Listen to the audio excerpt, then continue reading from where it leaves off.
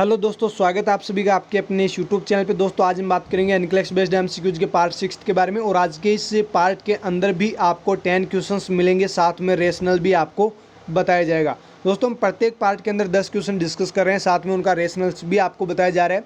तो अगर आपने प्रीवियस पार्ट्स नहीं देखे तो आप प्रीवियस पार्ट्स को भी देख लीजिए, और जो आने वाले जितने भी पार्ट्स हैं उनको भी देखना है। अच्छे से क्वेश्चंस को पहले समझना है, उसके बाद जो रेशनल आपको बताया जाता है वो भी आपको अच्छे से याद कर लेना है। बहुत ही इंपॉर्टेंट एमसीक्यूज है ये। एम्स, ईएसआईसी, डीएसएसबी, बीएफयूएचएस के एग्ज़ाम्स के लिए, और जो भी अदर एंट्रेंस एग्ज़ाम है जैसे राक और जो एम्स एमएससी एंट्रेंस एग्ज़ाम है उनके लिए भी बहुत ही ज़्यादा इंपॉर्टेंट ये क्वेश्चंस होने वाले हैं। तो आपको सभी क्वेश्चंस अच्छे से देखने हैं। दोस्तों अगर आपने अभी तक हमारे टेलीग्राम ग्रुप को ज्वाइन नहीं किया है तो आप टेलीग्राम को डाउनलोड कर लीजिए, अगर नहीं कर रखा है तो। अगर डाउनलोड कर रखा है तो आप सर्च के बटन पे जाइए और वहाँ पे नर्सिंग चैलेंजर्स वर्ड वहाँ पे आप टाइप कीजिए और वहाँ पे सर्च कीजिए। आपको चैनल और ग्रुप दोनों आपको वहाँ पे मिल जाएंगे, दोनों को आपको ज्वाइन कर लेना है। वहाँ पे डेली टेस्ट सीरीज होती है ग्रुप के अंदर 9 बजे, उसका भी फ्री ऑफ कॉस्ट आप फ़ायदा उठा सकते हैं।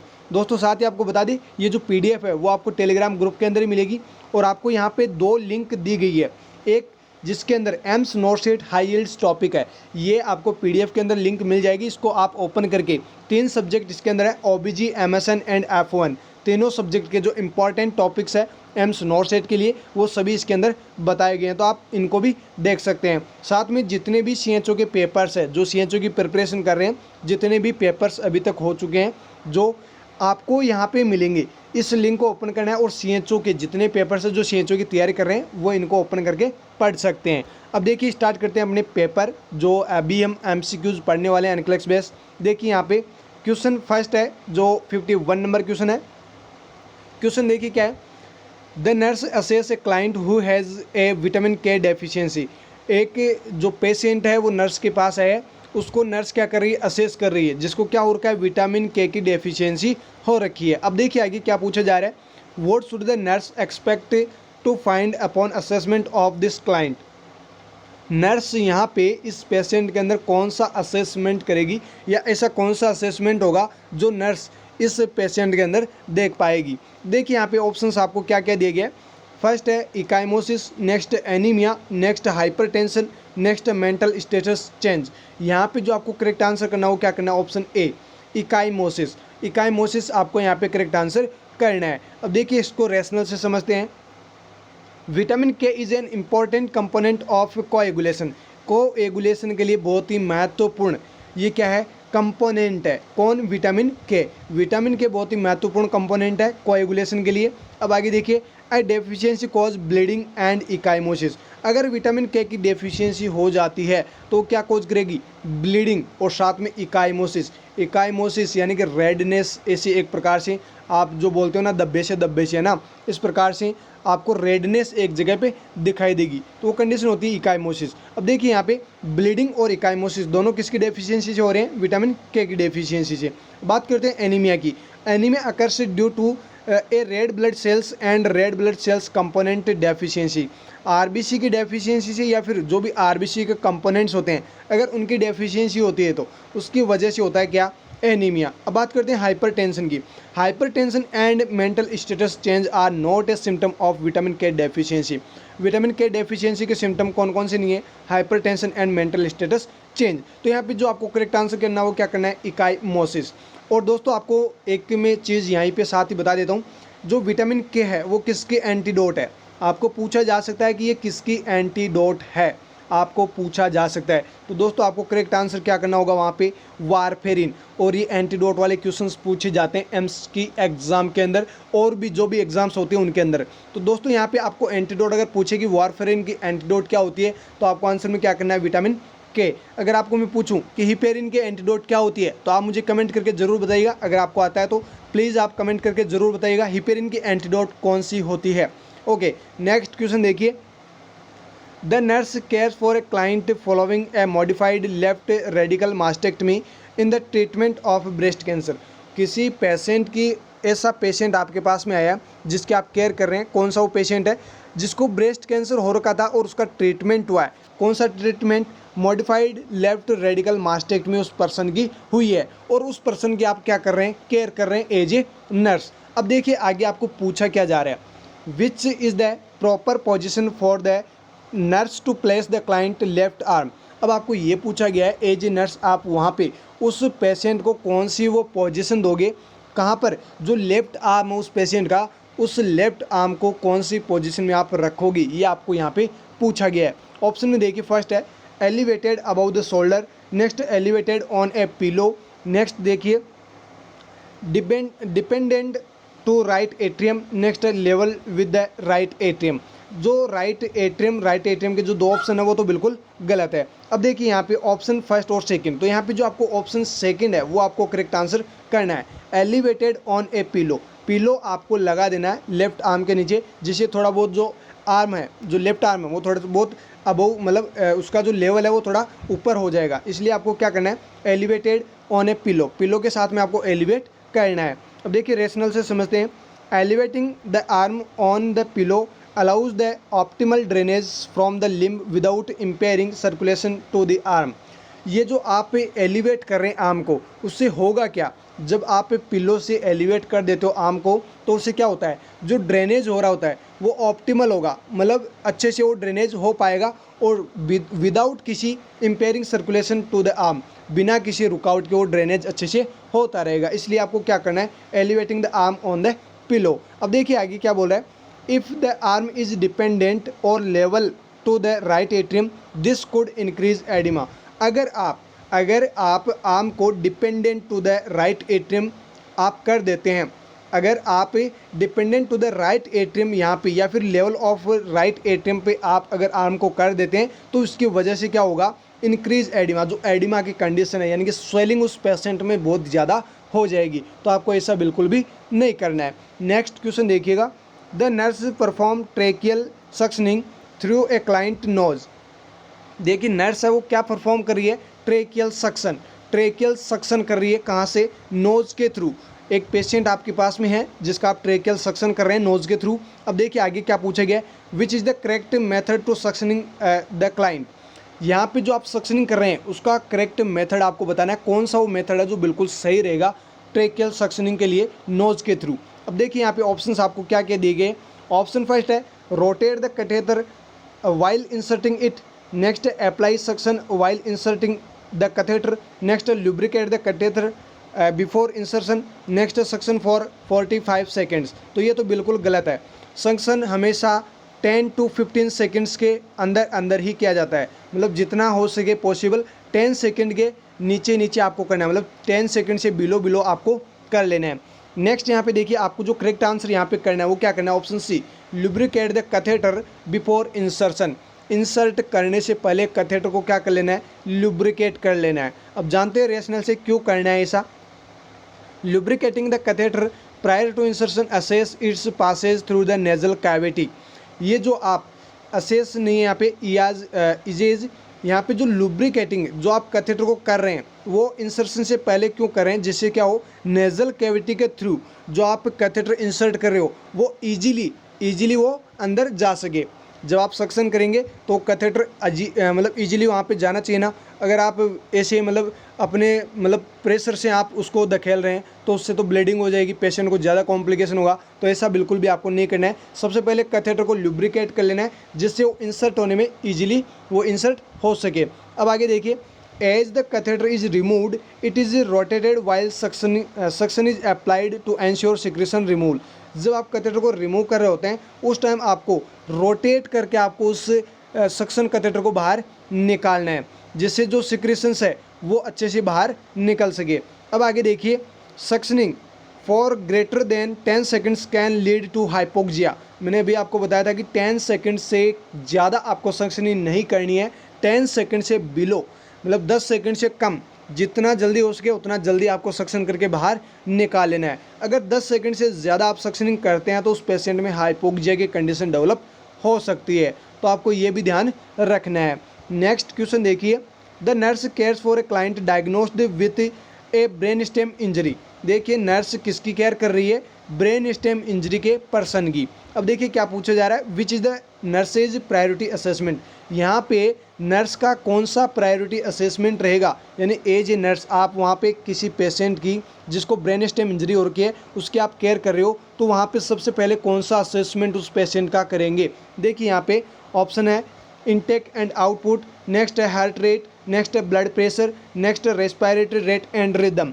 दोस्तों यहाँ पे जो आपको करेक्ट आंसर करना हो क्या करना है, option D respiratory rate and rhythm. अगर आपको यहाँ पे इस प्रकार से क्वेश्चन पूछा जाता कि पेशेंट आपके पास में ब्रेन स्टेम इंजरी का और उसकी आप क्या कर रहे हो, केयर कर रहे हो, तो आप सबसे पहले फर्स्ट एक्शन क्या, मतलब एज ए नर्स आप वहाँ पे फर्स्ट सबसे पहले आप क्या करेंगे, तो वहाँ पे आपको आंसर क्या करना होता, क्लियरेंस द एयरवे या फिर maintain the airway. Same as it is जो एयरवे है वो सबसे पहले मेंटेन आपको करना होता है। तो यहाँ पे सबसे पहले क्या असेस करेंगे आप, रेस्पिरेटरी रेट एंड रिदम। ये आपको सबसे पहले असेस करनी है कि रेस्पिरेटरी रेट हो रही है, मतलब रेस्पिरेशन पेशेंट कर रहा है कि नहीं कर रहा है इजीली, ये आपको सबसे पहले चेक करना है। बाकी काम आप बाद में भी कर सकते हैं, ब्लड प्रेशर आप बाद में ले सकते हैं, हार्ट रेट बाद में आप चेक कर सकते हैं, इनटेक आउटपुट उसके बाद भी आप चेक कर सकते हैं, लेकिन आपको फर्स्टली क्या करना है, रेस्पिरेटरी रेट एंड रिदम। चलिए रेशनल से और समझ लेते हैं इसी को। The brain stem regulates respiratory rate and rhythm. जो ब्रेन स्टेम है वो किसको रेगुलेट करती है, रेस्पिरेटरी रेट एंड रिदम को। तो सबसे पहले आपको क्या चेक करना है, रेस्पिरेटरी रेट एंड रिदम, क्योंकि ब्रेन स्टेम इसको क्या कर रहा है, रेगुलेट कर रहा है। तो ब्रेन स्टेम में अगर इंजरी हो जाएगी तो ये तो अफेक्ट होंगे ही होंगे, तो ये सबसे पहले आपको असेसमेंट करने हैं।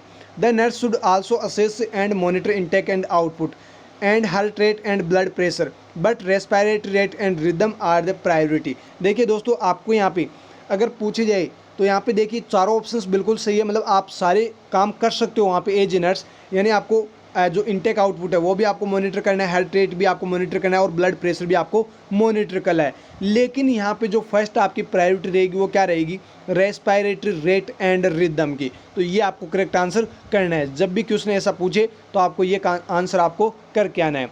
नेक्स्ट क्वेश्चन देखिए, the nurse cares for a client diagnosed with left sided heart failure, the nurse now's that one of the symptom of left sided heart failure is. देखिए हमने प्रीवियस पार्ट के अंदर right sided heart failure के बारे में पढ़ा था, उसका एक सिम्टम हमने देखा था। यहाँ पे देखिए लेफ्ट साइडेड हार्ट फेल्योर का सिम्टम देखने वाले हैं। देखिए यहाँ पे नर्स जो है ऐसे पेशेंट को केयर दे रही है जिसको लेफ्ट साइडेड हार्ट फेल्योर हो रखा है। अब यहाँ पे नर्स जानती है कि पेशेंट को अगर लेफ्ट साइडेड हार्ट फेल्योर हुआ है तो कौन सा सिम्टम उस पेशेंट के अंदर उस नर्स को नज़र आएगा। एज ए नर्स आप लेफ्ट साइडेड हार्ट फेल्योर के पेशेंट को केयर दे रहे हो तो कौन सा सिम्टम आपको उस पेशेंट के अंदर देखने को मिलेगा, वही तो आपको पूछा गया। नर्स जानती है, देखिए नर्स नाउज, तो नर्स कब जानेगी, जब वो पढ़ेगी। तो आपको पढ़ना है, अभी समझ लेना है, जब भी आपको पूछे आपको डायरेक्ट आंसर करना है।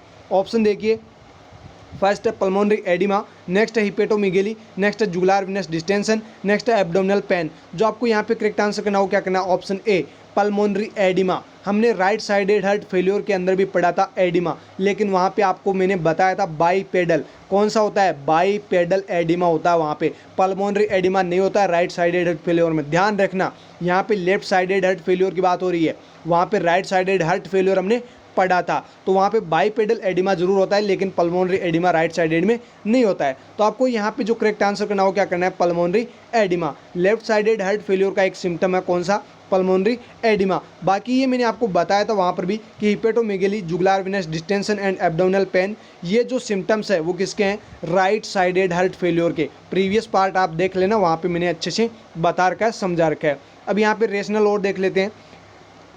देखिए pulmonary oedema, dyspnoea, orthopnoea and paroxysmal nocturnal dyspnoea are all symptoms of left sided heart failure. यहाँ पे कुछ सिम्टम्स जो आपको बताए गए हैं वो अच्छे से याद कर लेने हैं। ये लेफ्ट साइडेड हार्ट फेल्योर का क्वेश्चन एम्स नोटसेट 2020 में भी पूछा गया था। एम्स नोटसेट 2020 में ये क्वेश्चन पूछा गया था। दोस्तों यहाँ पे आपको ध्यान रखना है, लेफ्ट साइडेड हार्ट फेल्योर अगर किसी पर्सन को होता है तो कौन से सिम्टम्स उनके अंदर देखने को मिल सकते हैं। फर्स्ट है पल्मोनरी एडिमा, नेक्स्ट है dyspnoea, next orthopnoea and next है प्रोक्सिमल नॉक्चुरल डिस्निया। तो ये आपको ध्यान रखना है कि इस प्रकार के symptoms left sided heart failure में होते हैं। Right sided heart failure is characterised by dependent oedema. यहाँ पर देखिए डिपेंडेंट एडिमा, मैंने बताया था आपको प्रीवियस पार्ट के अंदर बाइपेडल एडिमा, या फिर आप बोल सकते हैं डिपेंडेंट एडिमा। इस प्रकार का एडिमा किस में होता है? राइट साइडेड हार्ट फेल्योर के अंदर।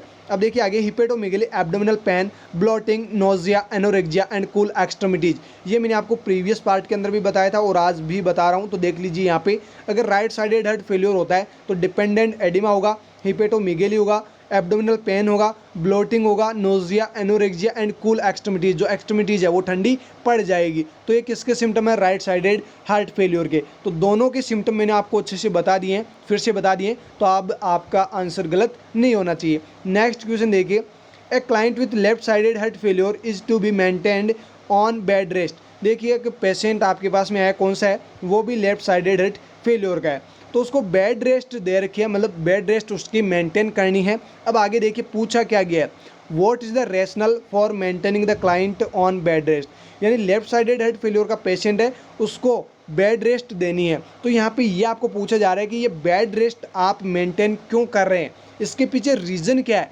बेड रेस्ट देने से उस पेशेंट के अंदर ऐसा क्या होगा जिससे उसको बेड रेस्ट दी जाए? लेफ्ट साइडेड हार्ट फेल्योर का पेशेंट है और बेड रेस्ट आप दे रहे हैं, तो आपको ये तो पता होना चाहिए ना कि बेड रेस्ट दे रहे हैं तो क्यों दे रहे हैं। ये मैं आपको पहले भी बता चुका हूँ कि रेशनल से क्वेश्चंस आपको पूछे जाते हैं, प्रायोरिटी बेस्ड क्वेश्चन आपको पूछे जाते हैं। प्रायोरिटी आपको देनी होती है, ऑप्शंस तो चारों ही सही है, लेकिन प्रायोरिटी आपको देनी होती है कि आप प्रायोरिटी कौन से ऑप्शन को दोगे। देखिए यहाँ पे ऑप्शन देखिए, फर्स्ट है to reduce the workload of the heart, next to increase blood pressure, next to increase oxygenation of tissue, next to improve the heart pumping action। तो देखिए यहाँ पे जो आपको करेक्ट आंसर करना हो क्या करना है? Option first, to reduce the workload of the heart. अगर लेफ्ट साइडेड हार्ट फेलियर का आपके पास में पेशेंट आया और उसको आप बेड रेस्ट मेंटेन कर रहे हैं या फिर बेड रेस्ट उसको दे रहे हैं, तो इसका रीज़न आपको बताना है। आप बेड रेस्ट उसको दे रहे हैं तो क्यों दे रहे हैं? उसका जो वर्कलोड है हार्ट का, उसको कम करने के लिए, to reduce the workload of the heart. Heart के वर्कलोड को रिड्यूस करने के लिए उस पेशेंट को क्या दी जा रही है? बेड रेस्ट दी जा रही है। चलिए रेशनल से समझते हैं। Bed rest reduce the workload of the heart by decreasing the body demand of oxygen. अगर पेशेंट बेड रेस्ट पे रहेगा तो जो बॉडी के अंदर जो ऑक्सीजन की डिमांड होती है वो भी क्या हो जाएगी? डिक्रीज हो जाएगी। तो सीधी सी बात है, हार्ट का वर्कलोड भी क्या हो जाएगा? कम हो जाएगा। अब आगे देखिए, increasing blood pressure increases the heart workload. अगर ब्लड प्रेशर बढ़ता है तो उसकी वजह से हार्ट का वर्कलोड भी बढ़ जाएगा। आगे देखिए, bed rest does not improve oxygenation. कभी भी बेड रेस्ट जो है वो ऑक्सीजनेशन को इम्प्रूव नहीं करती है, तो ये आपका ऑप्शन भी गलत है, ये भी आपका गलत है। Next, drugs can be use to improve the heart pumping action. कुछ ड्रग्स होती है जिनसे हार्ट पंपिंग एक्शन को क्या किया जा सकता है? इम्प्रूव किया जा सकता है। लेकिन आपको प्रायोरिटी जो देनी है यहाँ पे, फर्स्ट प्रायोरिटी वो आपको क्या देनी है? वर्कलोड जो हार्ट का हो रहा है उसको आपको क्या करना है? रिड्यूस करना है। इसलिए आप क्या दे रहे हो उस पेशेंट को? Bed rest.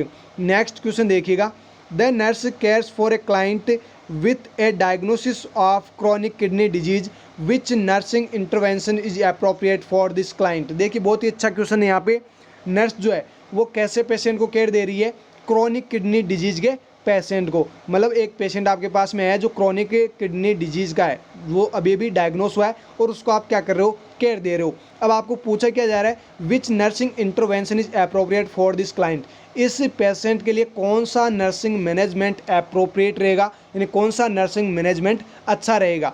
ऑप्शंस देखिए, ऑप्शन फर्स्ट है weight the client at the same time every day.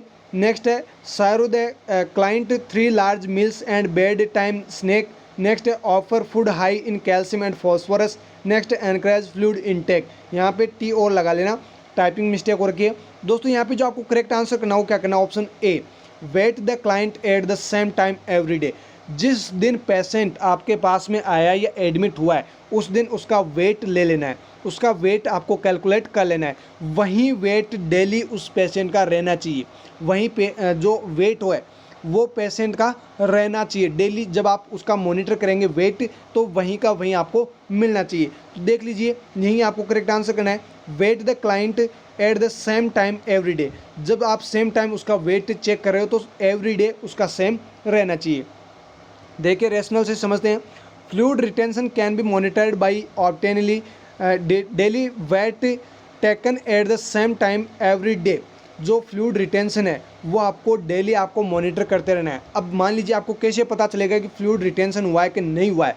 अगर फ्लूइड रिटेंशन होगा तो सीधी सी बात, आप जब उस पेशेंट का वेट असेस करेंगे तो वेट आपको क्या मिलेगा, बढ़ा हुआ मिलेगा। क्या मिलेगा, बढ़ा हुआ मिलेगा। अगर फ्लूइड रिटेंशन नहीं हुआ है तो उस पेशेंट का वेट उतना ही मिलेगा जितना आपने पहले दिन उसका वेट किया था। तो आपको यहाँ पे सबसे पहली प्रायोरिटी किसको देनी है, वेट को।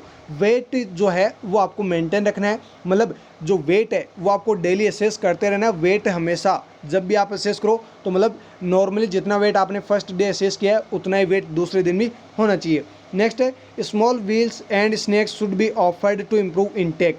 अगर आप ये जो स्नैक मील्स और जो स्मॉल मील्स और जो स्नैक्स है वो अगर आप ऑफर कर रहे हैं तो इससे जो इनटेक है वो क्या हो जाएगा, बढ़ जाएगा। तो सीधी सी बात है वेट भी इंक्रीज हो जाएगा। तो ये काम भी आपको नहीं करना है। Next calcium intake is encouraged. Calcium intake अगर आप बढ़ा देते हैं, but client with chronic kidney disease have difficult excreting phosphorus. लेकिन कैल्शियम जो है वो आप इंटेक बढ़ा सकते हैं, लेकिन जो फॉस्फोरस है, अगर किडनी डिजीज पर्सन को हो रखी है क्रॉनिक किडनी डिजीज, तो उससे जो फॉस्फोरस है वो एक्सक्रीट नहीं हो पाएगा। तो आगे देखिए, fluid intake is usually restricted in client with chronic kidney disease. Fluid जो इंटेक है वो रेस्ट्रिक्ट रखना है, मतलब जो क्रॉनिक किडनी डिजीज़ का पेशेंट आपके पास में है उसको फ्लूइड इंटेक बिल्कुल भी नहीं करवाना है। ये आपको ध्यान साथ में रखना है। नेक्स्ट क्वेश्चन देखिए, a client comes to the clinic for a blood pressure checkup. The client takes anti hypertensive medications at home. The nurse knows the medications the most likely not effective in controlling the client blood pressure if the client complains of which common symptoms of hypertension. देखिए बहुत ही अच्छा question है, आपको बस लाइनें जो है वो बहुत बढ़ा दी है यहाँ पे। देखिए क्वेश्चन में पूछा क्या जा रहा है, client come to the clinic. Patient जो है वो आपके पास में आता है कब, जब वो ब्लड प्रेशर चेकअप करवाने आता है वहाँ पे आपके पास में, यानी उसको ऐसा लग रहा है कि ब्लड प्रेशर जो है मेरा बढ़ा हुआ है, तो आपके पास में क्या आ रहा है, वो आपके पास में ब्लड प्रेशर चेक करवाने के लिए क्लिनिक पे आपके आ रहा है। अब देखिए आगे क्या पूछा जा रहा है, the client takes anti hypertensive medications at home. जो पेशेंट आपके पास में आया है वो एंटी हाइपरटेंसिव मेडिकेशन घर पे ले रहा है। The nurse now's the medications is most likely not effective in controlling the clients blood pressure.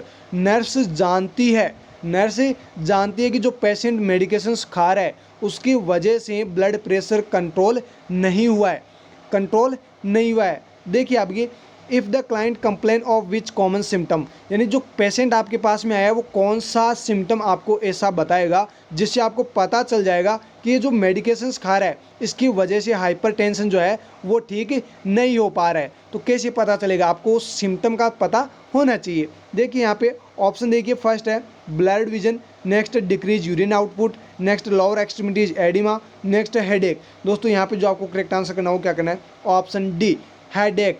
अगर ब्लड प्रेशर किसी पेशेंट का बढ़ता है तो उसमें हेडेक बहुत ज़्यादा होता है। तो अगर वो एंटी हाइपरटेंसिव मेडिकेशंस खा रहा है और फिर भी वो आपको मतलब कंप्लेन कर रहा है कि मेरे को बहुत ज़्यादा हेडेक हो रहा है, तो मतलब समझ जाइए उसको हाइपरटेंशन अभी भी हो रखा है। तो ये आपको ध्यान रखना है और समझ भी जाना है। जब भी आपके पास ऐसे पेशेंट आए तो आपको पहले ही समझ जाना है कि इसका जो ब्लड प्रेशर है वो बढ़ा हुआ है। आगे इसका रेशनल देखते हैं। रेशनल इसका नहीं है, चलिए कोई बात नहीं, यहाँ पे आपको आंसर ध्यान रखना है, हेडेक इसका करेक्ट आंसर होगा। नेक्स्ट क्वेश्चन देखिए, a client who is raced to the emergency department is diagnosed with a ruptured aortic aneurysm. एक पेशेंट है जो इमरजेंसी डिपार्टमेंट के अंदर क्या हुआ है, एडमिट हुआ है, और वो जैसे ही मतलब इस इमरजेंसी डिपार्टमेंट में एडमिट होता है उसके बाद वो डायग्नोस हुआ है रप्चर्ड आयोटिक एन्यूरिज्म उस पेशेंट को हो रखा है। अब देखिए आगे क्या पूछा जा रहा है, which intervention should the nurse expect for this client. Nurse यहाँ पे इस पेशेंट के लिए कौन सा मैनेजमेंट सबसे पहले करेगी। देखिए ऑप्शन में फर्स्ट है administration of beta blockers, next है एडमिनिस्ट्रेशन ऑफ एंटी हाइपरटेंसिव्स, नेक्स्ट है आर्ट्रियोग्राम, नेक्स्ट सर्जिकल रिपेयर। दोस्तों यहाँ पे जो आपको करेक्ट आंसर करना हो क्या करना है, option D surgical repair. As a nurse आप वैसे ऑपरेशन तो नहीं कर सकते, लेकिन सर्जिकल रिपेयर के लिए आप क्या कर सकते हैं, प्रिपेयर कर सकते हैं। ये आपको यहाँ पे करेक्ट आंसर करना है। ओके, रेशनल से जानते हैं इसको। Surgical repair is the only treatment for a ruptured aneurysm. अगर रप्चर्ड एन्यूरिज्म किसी पर्सन को होता है तो उसका एकमात्र ट्रीटमेंट है, और वो क्या है? Surgical repair. सर्जिकल रिपेयरमेंट ही एकमात्र ट्रीटमेंट होता है रप्चर्ड एन्यूरिज्म का। Administration of drugs could prevent rupture. अगर आप ड्रग्स एडमिनिस्टर करवाते हैं तो उससे रप्चर को प्रिवेंट कर सकते हैं, लेकिन ठीक नहीं कर सकते हैं। And arteriogram is use to detect an aneurysm. Aneurysm को डिटेक्ट करने के लिए आर्ट्रियोग्राम जो प्रोसीजर है वो किया जाता है।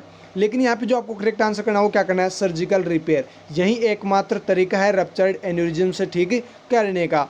नेक्स्ट क्वेश्चन देखिए, लास्ट क्वेश्चन आज की इस वीडियो का। A 33-year-old client complain of fatigue anorexia and low grade fever. एक 33 साल का पर्सन आपके पास आया है और वो आपको कंप्लेन कर रहा है कि मेरे को फैटिगनेस है, एनोरेक्सिया है एंड लो ग्रेड फीवर है। मतलब मैं अपने आप को थका हुआ समझता हूँ और मेरे को भूख भी नहीं लगती है और मेरे को हल्का बहुत बुखार भी रहता है। ऐसी कंप्लेन आपको पेशेंट आके कर रहा है। The client also complain of joint pen. अब जो पेशेंट है वो आपको ये भी कह रहा है कि मेरे को जॉइंट पेन भी रहता है, जोड़ों में दर्द भी रहता है। Which condition does the nurse suspect. अब नर्स यहाँ पे यानी कि एज ए नर्स आप वहाँ पे ये कंप्लेन से सुनते हैं और आप यहाँ पे उस पेशेंट को किससे, मतलब आपको क्या लग रहा है एज ए नर्स, आपको क्या लग रहा है कि इस पेशेंट को क्या हो सकता है, मतलब कौन सी डिजीज कंडीशन से ये सफ़र कर रहा है। ऑप्शन आपको दिए गए हैं। फर्स्ट है OA यानी ओस्टियोआर्थराइटिस, नेक्स्ट RA यानी कि rheumatoid arthritis, next SLE systemic lupus erythematosus, next anaemia. तो यहाँ पे दो ऑप्शंस तो बिल्कुल भी नहीं है, SLE एंड एनीमिया। देखिए यहाँ पे जॉइंट पेन आपको दे रखा है तो सीधी सी बात है ऑप्शन 2 तो बिल्कुल डायरेक्ट कैंसिल हो गए। अब आपके सामने दो ऑप्शन है, ओस्टियोआर्थराइटिस एंड रूमेटॉइड आर्थराइटिस। यहाँ पे जो आपको करेक्ट आंसर करना हो क्या करना है? Option B rheumatoid arthritis. अगर आपके पास में पेशेंट आता है और वो फैटिक, anorexia, low grade fever and joint pain जैसी कंप्लेन करता है तो समझ जाइए उस पेशेंट को रूमेटॉइड आर्थराइटिस हो रखा है। देखिए यहाँ पे रेशनल से जानते हैं। Fatigue, anorexia, weight loss and low grade fever are common in RA। जो रूमेटॉइड आर्थराइटिस है इसके अंदर कॉमन फाइंडिंग्स है कौन कौन सी? Fatigue, anorexia, weight loss and low grade fever. ध्यान रखिएगा, वेट लॉस भी होता है, लो ग्रेड फीवर भी होता है, एनोरेक्सिया और फैटिगनेस भी उस पेशेंट के अंदर आपको देखने को मिलेगी, साथ में जॉइंट पेन भी उसको होगा। नेक्स्ट है SLE एंड एनीमिया। ये जो है कॉमन होते हैं, मतलब RA, SLE एंड एनीमिया, इनके अंदर ये मोस्टली मतलब फाइंडिंग ये मिलती है। लो ग्रेड फीवर भी होगा, वेट लॉस भी होगा, एनोरेक्सिया भी होगा एंड फैटिक भी होगा। SLE की भी फाइंडिंग है, एनीमिया की भी फाइंडिंग है एंड RA की भी फाइंडिंग है। लेकिन एक जो आपको कंप्लेन उस पेशेंट ने बताई है वो कौन सी है? Joint pain. इसकी वजह से आपको करेक्ट आंसर क्या करना है? RA rheumatoid arthritis. However joint pain is exclusive to RA। Rheumatoid arthritis के अंदर ही जॉइंट पेन आपको देखने को मिलेगा। बाकी जो SLE और एनीमिया है इनके अंदर जॉइंट पेन नहीं होगा। बाकी 3 सिम्टम आपको देखने को मिल सकते हैं। फैटिक हो सकता है, एनोरेक्सिया हो सकता है, वेट लॉस हो सकता है एंड लो ग्रेड फीवर भी हो सकता है। नेक्स्ट देखिए, clients with osteoarthritis complaints of joint pain but none as not signs of systemic inflammation. यानी कि अगर पेशेंट को ऑस्टियोआर्थराइटिस होता है तो जॉइंट पेन के कंप्लेन आपको 100% करेगा और करेगा भी, क्योंकि ऑस्टियोआर्थराइटिस हो रखा है, लेकिन वो सिस्टेमिक इन्फ्लामेशन के साइन उसके अंदर डेवलप नहीं होंगे। मतलब लो ग्रेड फीवर वगैरह, वेट लॉस, एनोरेक्सिया, फैटिक, ये कुछ उसके अंदर देखने को नहीं मिलेंगे। सिर्फ जॉइंट पेन के कंप्लेन तो वो भी करेगा। तो यहाँ पे जो आपको करेक्ट आंसर करना हो क्या करना है? RA rheumatoid arthritis. तो दोस्तों ये थे हमारे 10 क्वेश्चंस जिनके रेशनल्स मैंने आपको अच्छे से समझा दिए हैं। अगर आपको फिर भी समझ में नहीं आए तो आप कमेंट करके पूछ सकते हैं। उम्मीद करता हूँ अच्छे से आपको समझ में आ गए होंगे और आप अपने फ्रेंड्स को शेयर करना ना भूलें। दोस्तों अगर आपने अभी तक हमारे चैनल को सब्सक्राइब नहीं किया है तो आप चैनल को सब्सक्राइब कर ले, साथ ही बेल आइकन बटन को भी प्रेस कर ले ताकि आपको आने वाली हर एक लेटेस्ट वीडियोज़ की अपडेट जल्दी से जल्दी मिलते रहे। फिर मिलेंगे दोस्तों नए वीडियो के साथ, तब तक आप घर पे रहिए, पढ़ते रहिए और सुरक्षित रहिए। Thank you so very much.